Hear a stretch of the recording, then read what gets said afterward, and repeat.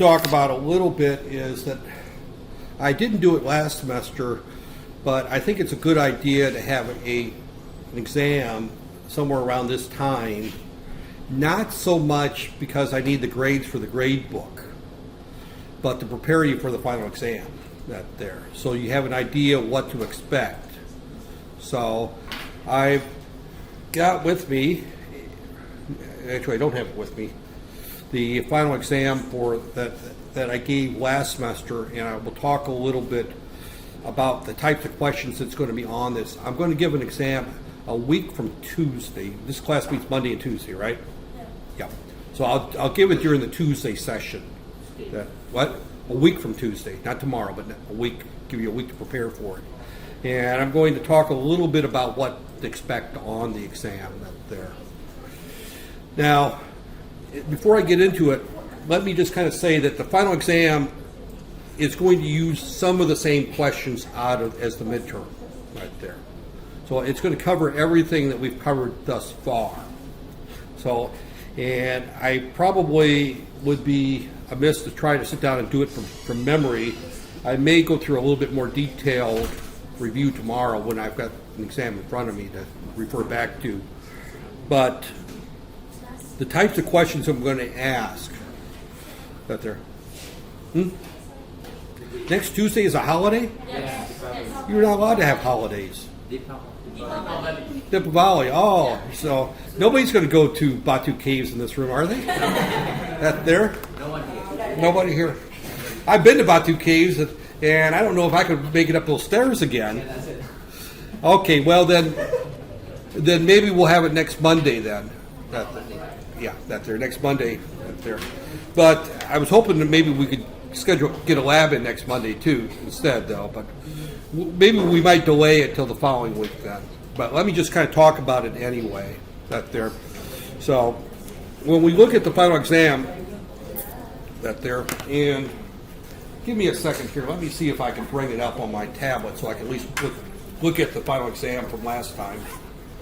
You know, I don't want to put it up on the screen that there, but I want to be able to look at it as I talk about it that there, what I gave last time. So I can give you examples of the questions that I used in the past. And some of these questions are going to be got there. Well, what we got here? How to view the pace.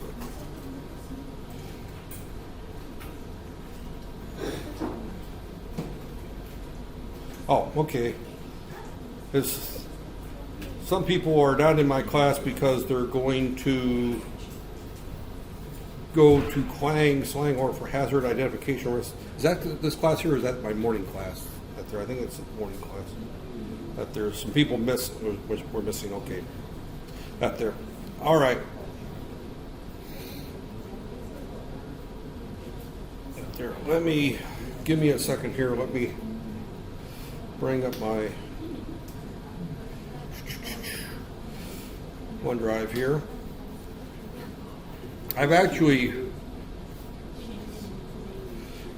am in the process of writing your final exam right now, so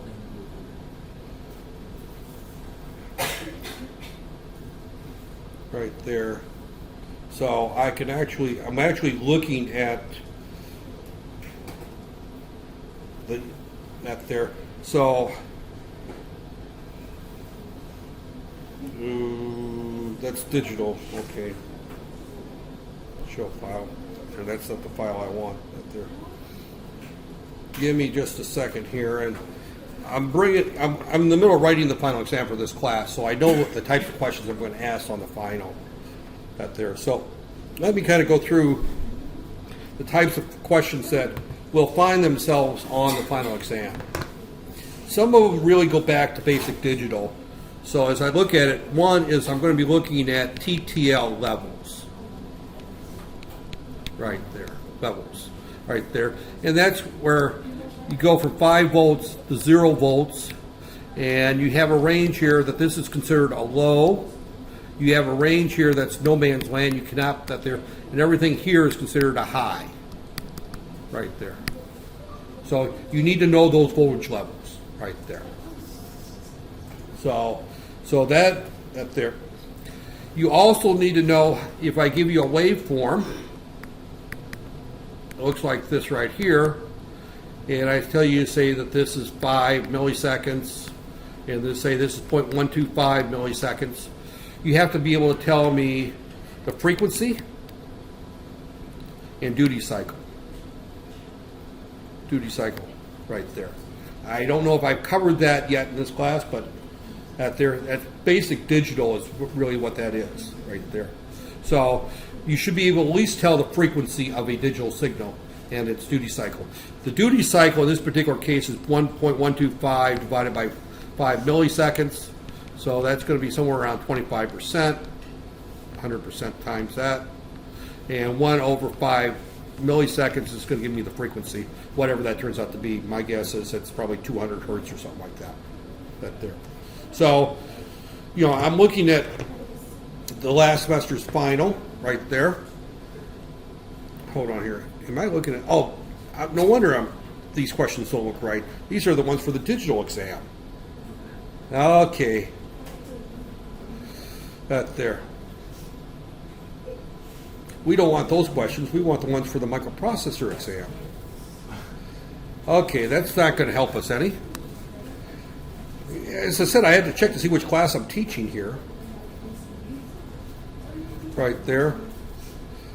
Oh, that's fine. All right, where is it? Microprocessor final exam.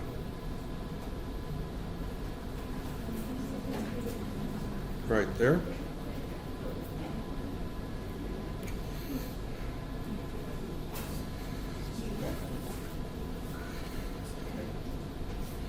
Let's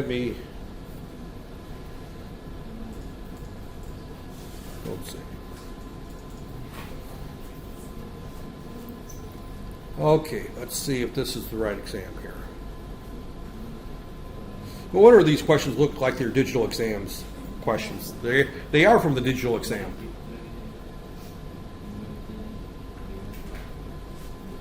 Okay, this is my January semester.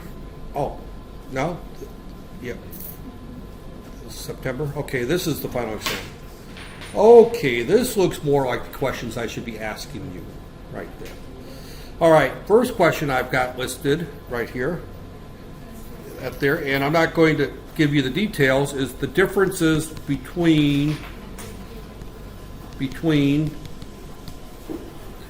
a microprocessor and a microcontroller. What are the differences between the two of those right there? And that was a very early, you know, from an early lecture I talked about what a microprocessor is, the fact that it has no external memory, that it has no external input-output. You need all kinds of support ICs, right, that there. So that is one question that there.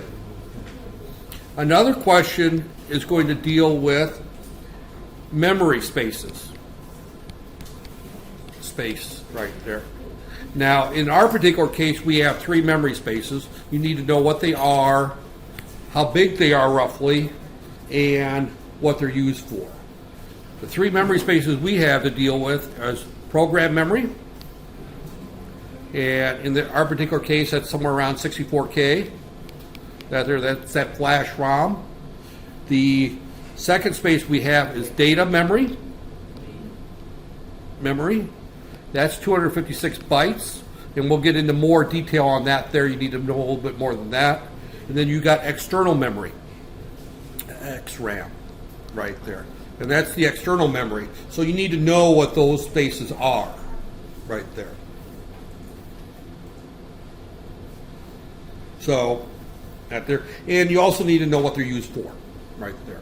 So, right there. You need to know how to use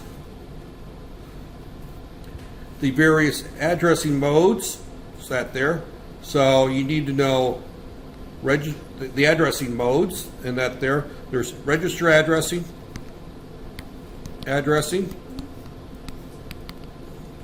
direct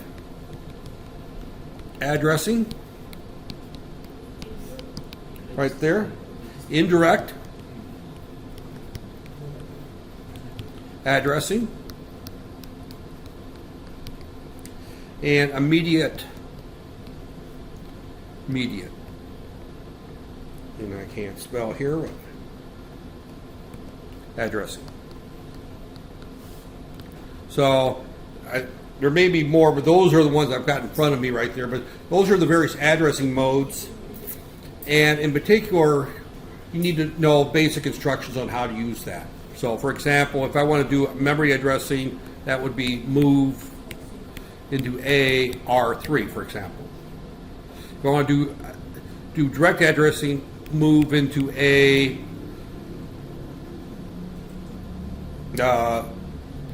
30 hex, for example, where 30 hex refers to the address where that's there. Indirect might be move into A, and you put the ampersand and whatever that's there. And immediate move into the number sign 30 hex, for example, where the number sign indicates that it's a direct move, that you're going to be moving the actual number 30 hex into A versus the contents of A. So you may be asked, I may ask a question, say, explain the difference between these two commands and what they do. That's there. One question might, so I may put, explain the difference between move A 30 hex and move A number sign 30 hex.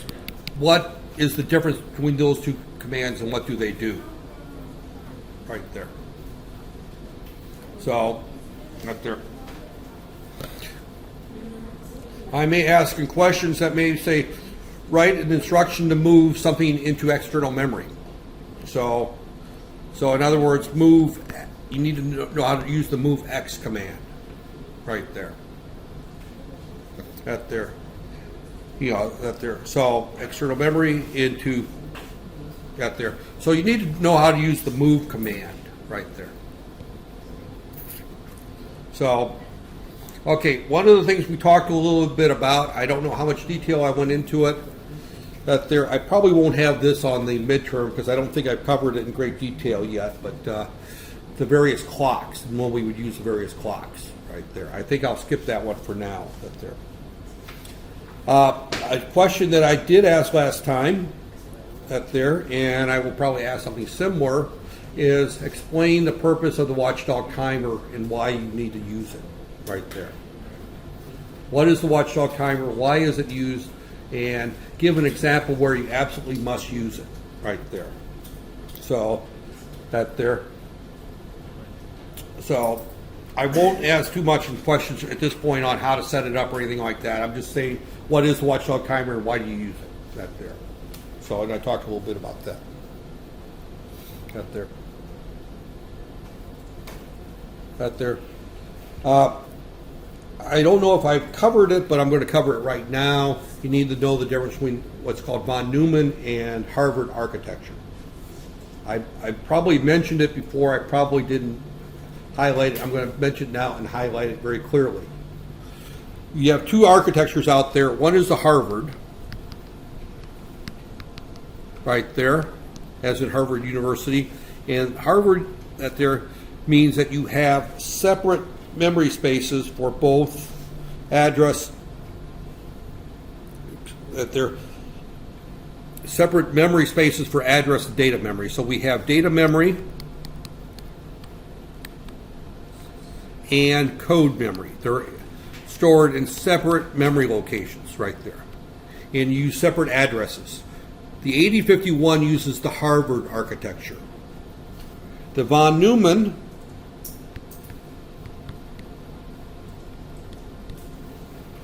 has a single address set right there. The 8086 family uses the von Neumann right there. So we don't have move code instructions that there, for example. We just have move instructions and it addresses all the memory. So von Neumann has a single address space that there. So that there. So if you look at the 8080 and I can't write 8086, for example, it has one address bus and one data bus. Right there. We have multiple memory chips, but they all share addresses between 0000 to FFF. Whether it's code or data, they're all in that same address space right there. When we look at the 8051, we have code, which goes from FFFF to 0000, and we have data over here, which goes from 00 to FF, right there. Data. It has two different memory spaces, and we also have our third one here called external data, right there. So 0000. So you can have three addresses, three different memory locations with the same address. They're just in a different place, right there. Von Neumann, you only have one series of addresses. Everything's in one, that there. So when we look, so the 8051 uses Harvard. This uses von Neumann. Von Neumann, Harvard, right there. So if I didn't cover it before, I'm covering it now as I'm going through and looking at questions right there. So, right there. Another question right there. Oh, I said I wasn't going to ask that right there. Okay, I really haven't talked about interrupts yet, so I won't answer any of those questions.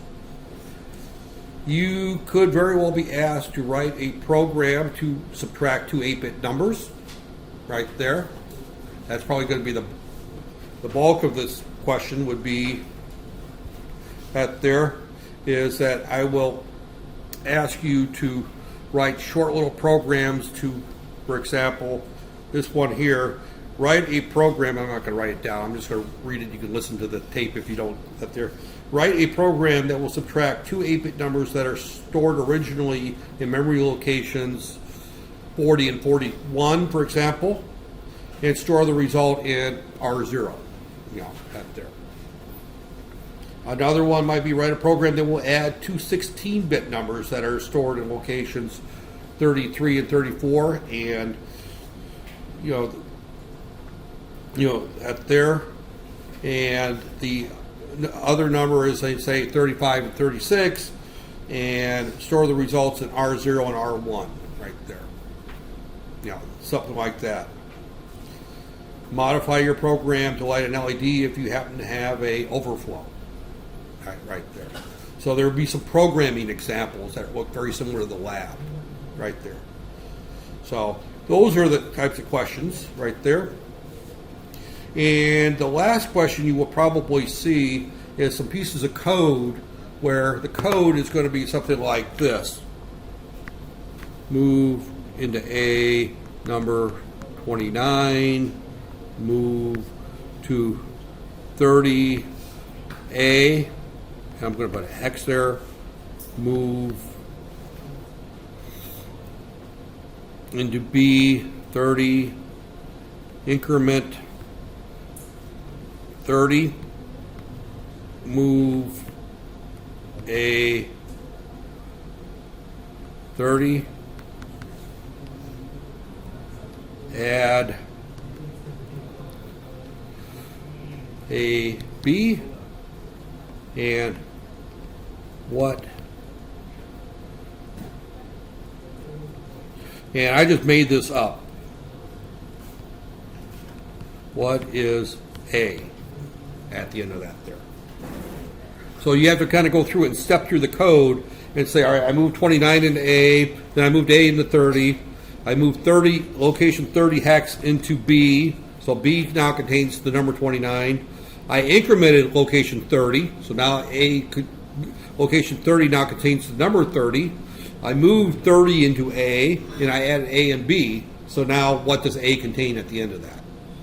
So it's kind of going through and stepping through what the code does right there. So, and I just made this program up. It's not what I'm seeing here, right there. But in other words, you're going to see short little pieces of code that's going to move data around and do some adding and multiplying and things like that. And when I'm testing to see whether or not you know what the instructions are doing, right there. So, and that is probably going to be the extent of what would be on a midterm exam. Is probably about 4 or 5 questions like that, which have multiple parts. It won't take you but about, it'll take me 15 minutes to do it, so it'll take you an hour to do that there. But it'll be 4 or 5 questions right there. Again, the whole idea is to have the format look similar to what you would see on the final exam, so you don't panic come June, or no, when do you take your final exam? January, right? I got the final exam scheduled yesterday, I think. Out there, I think. Yeah, you take it sometime in January. Let me see when our final exam is. Final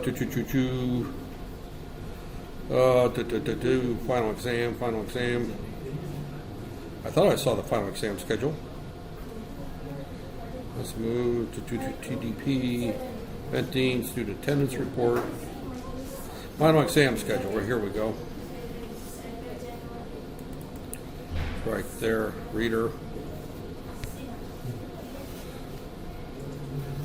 Oh, that's not the one, that's the sampling list, which... 7 January, okay. Up there. 7 January, okay. You guys know better than I do, right there. So, okay. It was emailed to me over the weekend. I looked at it this morning and I didn't pay much attention to it. I just made sure that they were all before I left for the States on the 11th of January, and I had time to grade everything. So yeah. So yeah, I'm going at there. Actually, this class won't be affected because later this month I'm going to be canceling 2 days of classes, but it won't be this class. Yeah, I'm canceling classes on a Wednesday, Thursday, so I can go visit my grandchildren. They're taking vacation and going to Bali, so it gives me an excuse to go to Bali, right? Out there. So actually, the reason I'm going is because my grandkids are going to be there, but they don't want to come to KL.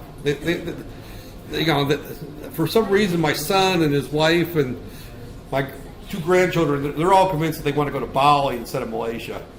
Out there. So, well, their second choice was Phuket. There's something about there's no beach in KL at there. So but there. Well, and there's not a lot in KL to draw them because they live in San Diego, California. If anybody's familiar with San Diego, California, they're about an hour and a half south of Disney World, and they've got the San Diego Zoo there, which is about 4 times the size of the KL Zoo. That's there. And then they got SeaWorld, which is considered one of the best sea parks there. So San Diego is actually one of the, that's where people go to for vacation, not leave that there. So this is, him and his wife have been married for, I'm thinking they've been married about 12 years now. And this is their first vacation other than go to Indiana to see myself and his mother. And since their mother is no longer around and I'm no longer in Indiana, they don't have any reason to go to the Midwest. So, and he couldn't talk his wife into coming to Malaysia, so they decided to go to Bali. Was as close as they were willing to come. So, but that's all right. It gives me an excuse to go to Bali, right? Got there. So, okay, that's what's going to be on the test. Is basically those types of questions. There might be some changes as I write the test. That there, but I just want to kind of. That there, as I recall, this test is probably worth maybe 10, maybe 20 points of your final grade, something like that. I'd have to look to see what it's worth on the final grade. It's not worth, the final exam's worth, 60% of your, 60%.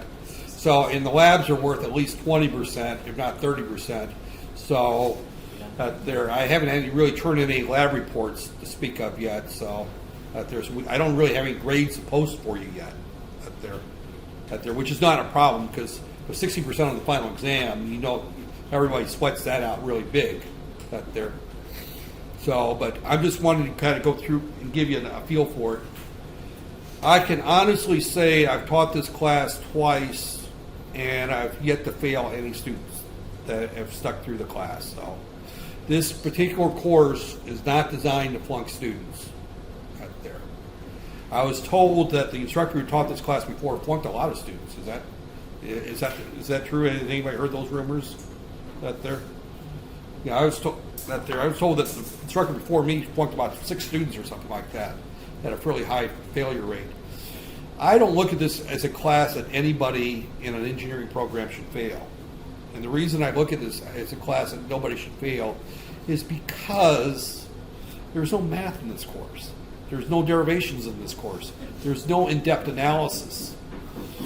This course is more in, and I have to say, microprocessors and microcontrollers today are much more software than they are hardware. Now, the one thing that was not in my notes here, and I probably didn't go far enough, is that I will probably put at least one question on memory interfacing right there. So, and I don't know why I don't have that on my notes here. That should be on my notes right there. If not, it will be added right there. Let me look back at my notes here. Right here.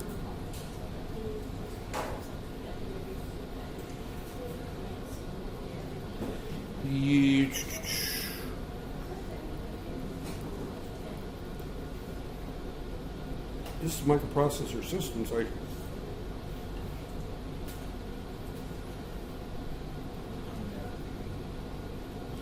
Yeah. Actually, I just started that discussion, actually, so that's why it's not necessarily on my notes here, and I didn't put it on this exam. I need to add that question. There. I actually haven't finished writing your exam yet. I'm still in the middle of writing, so there will be a question added on the final exam on memory interfacing, right there. But it won't be on the midterm, right there. So, and I skipped a few of the questions, so there. So, but that's basically what it's going to be. Now, let me kind of go back to where we were at. Get there. First off, I've been using this book here for a couple of books right there.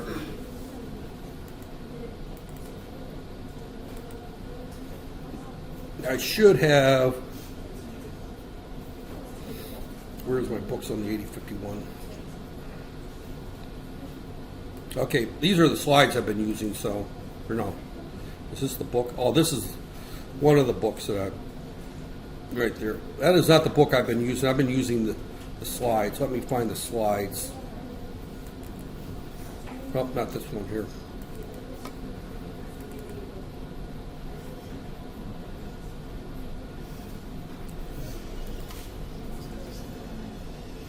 Okay. Now, this book I have not used yet this semester. I will come back to this book, though, later in the semester. Right there. This is... So, on the final exam, I'll talk about some things out of this book. Right there.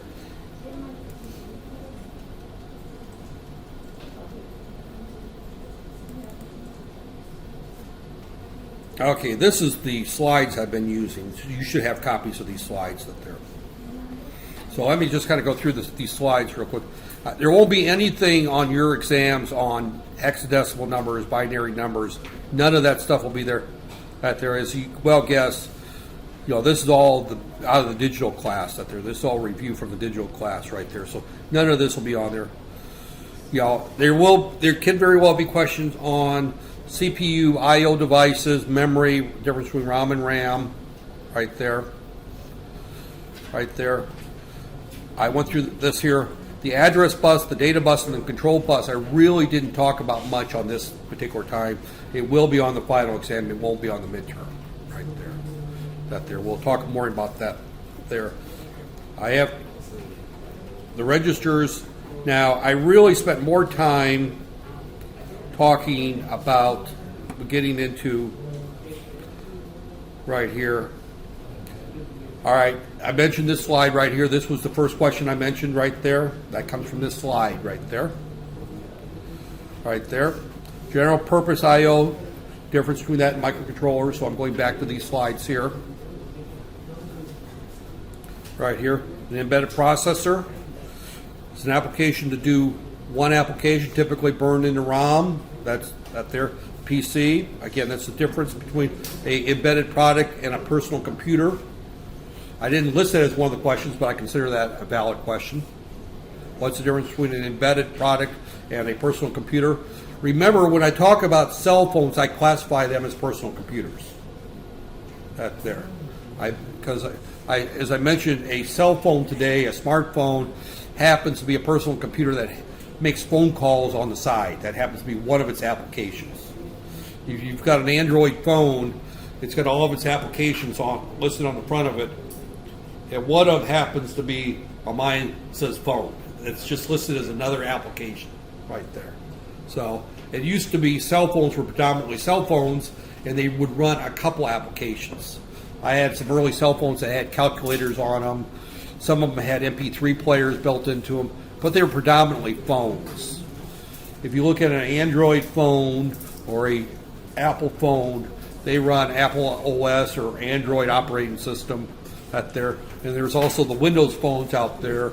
There's some other phones out there, but those are personal computers. There. This gives some examples of each right there. This kind of goes through more of the same discussion. This list is out there. We won't necessarily get into all this discussion right there. You know, the 8051 at the time of the writing of this book had the largest supplier, diverse multiple source suppliers. That is probably not true today. I would say probably the ARM microcontroller is probably the most diverse one out there. The 8051 is probably the most diverse 8-bit microcontroller out there. So if you're talking 8 bits, it's predominantly 8051s or PICs. If you're talking general microcontrollers in general, the ARM is probably the most common one out there. So if anybody looked at, say, an Arduino board or a Raspberry Pi board or any of those particular single board development systems, those are pretty much ARM processors. Almost all Android phones are ARM processors out there. There are a couple that use Intel processors out there, but most of them are ARM processors. The Apple phones use a version of the ARM processor as well out there. So the ARM is probably more common than the 8051 today out there. So this kind of gets into the background of the 8051. This gets into the out there. We didn't really, where we're going to concentrate is when we get inside the 8051. So as you look at these slides, these questions are going to come more likely after page 57 in these slides out there. So we get into, there's our various registers right there. These are examples of the code right there. This shows the move instruction right there. If it's not preceded by a number sign, it means it's a location. That's direct memory addressing right there. So we get into this. I don't really get into much of these questions here. Assembly language directives, I get into. I don't think I talk anything about that, but that it's open game since I'm still writing right there. I can always change that. That there. I don't get into this right here. The reason I don't get into this is because this is a single button click anymore. This used to be the way we did it, and we don't do it that way anymore. So this talks about the list file. We don't really do anything with that right there. And really when we get into right here, right there, the org, the equate, these are the assembly language directives. The special function registers we'll talk about in more detail. That won't be on the midterm. It will be on the final. These are, as I recall, I actually used a different set of slides when I talked about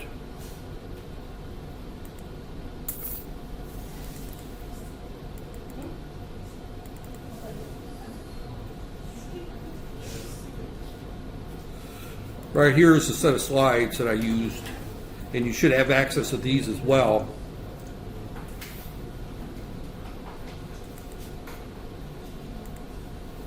these are the slides I used that I talked about, and these slides will be on the midterm. Right there. I would expect you to know these slides fairly well. Right there, the operand, and again, the architectural review, no. This won't be on the midterm. This here is your memory organization. You would expect that this slide here, you might even see the slide with the part saying, explain what each of these three sections do, right there. Internal data memory, special function registers. This slide right here is definitely going to be listed there, parts of this right here. These are the 8 different addressing modes, right there. These are examples of each of them, right there. So I can pull out a pretty good midterm on just this set of slides, really. Index addressing. Instruction types, right there. So that set of slides is definitely open game right there. That there. Open game means that I can take questions out of those slides. I expect that you know those slides. That there. The system clock, I really didn't get much detail in this class. That there. I talked a little bit about that. We'll come back to that. That there. I talked that there. The system clock. There's the internal oscillator, external oscillator, and then how to initialize the clock. There, the watchdog timer. I did go through these slides. I do remember going through these slides with this group here. There, the crossbar, right there. We talked about the reduction of the system clock, right there. These, they don't look familiar to you? Right there. The main thing is that we have a choice of 3 different clocks for our 8051. That there, and I do remember talking about that there. We can use the internal oscillator, which is right here. I have not gone through this? No, okay. I will before the end of the semester, so. All right, then I said I wasn't going to ask these questions on the final exam anyway, or on the midterm, but I said they'd be on the final exams. So that tells me I need to come back and go through these slides right there. Right there. The only thing on this particular one is what the watchdog timer is used for. That there, and I mentioned the watchdog timer is the last that there is. It is useful for preventing the system from running out of control. Right there. So you need to know the purpose of the watchdog timer. Right there. So I will come back and go through these slides in more detail. That there. This is definitely open game for the final exam, but it's not an open game for the. I won't use these slides, and if I've not gone through them, I won't go through these. Right there. I think really I think after this, I went through the slides on the instructions, and I think we stopped. The last thing we did is we did the lab on the adding and the subtracting, right? And the multiplying. So I think that's enough there. If you understand the instruction set and the addressing modes, and you understand the lab, you'll do fine on the midterm. Right there. Those other slides will come back to that there, right there. So, all right. And you're supposed to give me the report for the last lab, right? Yeah. So you owe me. As I said, I don't have anything in the grade yet, but everyone owes me a report this week. When did I say it was due this week? There was a report due for the addition subtraction lab. The assignment, that there. You have not. I have not told you that you have to write a report for that one yet. Yeah. Well, I would say next Monday. Okay. You did it before the break. You were supposed to work on it over the break. I actually asked originally for before the break. Format, very loose format. That there. The format should be basically. Let me see if I've got it. Give me a second here. That there.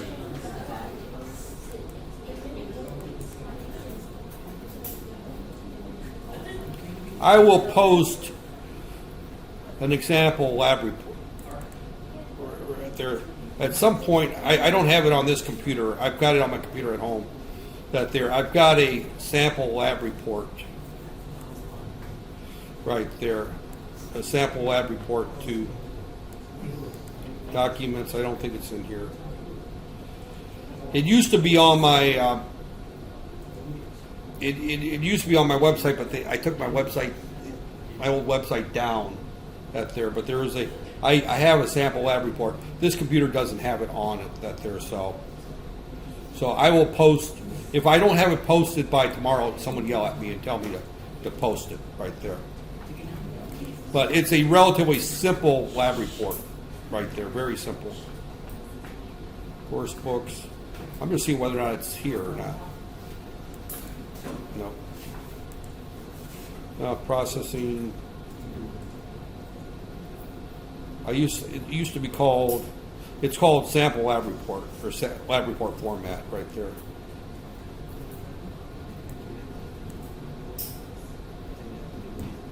Let me see if I've got it on this computer.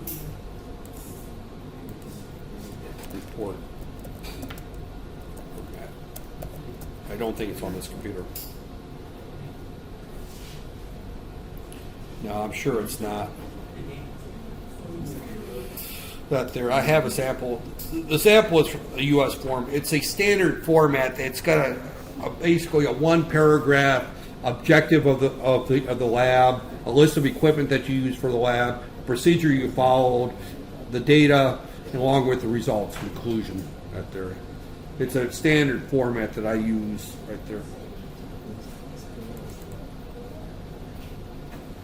Oh, no, that's for another class. It's not. I don't have it on this computer. I know it's not on this computer. Right there, and it's not a OneDrive. Right there.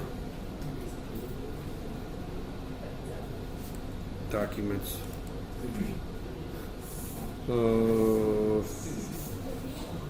Nope. Got their project. Got there. Is it on Dropbox? Sample person. Nope. It is not. It is not there. So okay. I do not have it with me here. I don't have it with me. All right. What is this saying? Oh, dismissal. That there. Okay, I will get a sample lab report up for you. If it's not up tomorrow morning, let me know. Preferably someone sends me a message tonight so when I'm at home I can look for it. Yeah, if it's not up tomorrow, actually I'm going to put it up tonight when I get home. So if you don't see it by 9 o'clock tonight, send me a message. That there. I'll put it up on Facebook. That there. So that there. It's a short little PDF file that shows what the format should look like. It's a generic format that is actually used for both, for electronics labs, electrical labs, and microprocessors. It's a general format on how your drawing should look, what the parts should be. That there. The report for this should be, you had 3 parts that we did, as I recall. You did the adding 2 8-bits or 2 16-bits, but the adding there's 3 parts to it. We didn't do part A. Part A we skipped. The second part was adding 2 16-bit numbers. The third part was multiplying 2 16-bit numbers. Out there. So you should have 2 parts that you will turn in. The first part was fairly easy. The second part was a major pain in the neck, right there. It was, when I say a pain in the neck, it was very difficult. Right there. Yeah, I got to watch some of these American slang that there. But a pain in the neck means it was difficult. So that's all I have for you today. To be honest with you, I'm kind of going to chase everyone out a little early so that I can grade some final exams. That there. So I'm going to quit at this point here. I really didn't have a